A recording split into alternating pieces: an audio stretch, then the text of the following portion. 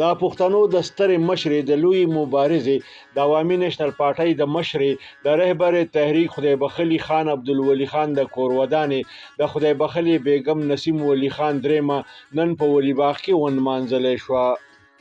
مسلسل 3 ورځې له دعا او غمرازۍ دپاره د ملک د سر د سیاستدانانو، سیول او پوځي افسرانو، علماء کرامو، وکیلانو، صحافیانو، د عامو خلکو، د پارټۍ د مشرانو او کارکنانو ولي باغ ته په لویه پیمانه راتګ جاري و.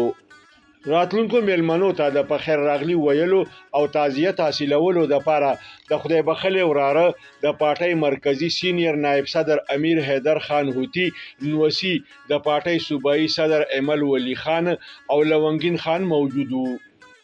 د خدای بخښلي مشر زوی او د پارټۍ مرکزي صدر اسفندیار ولی خان د بیمارۍ په وجه باندې موجود نه و.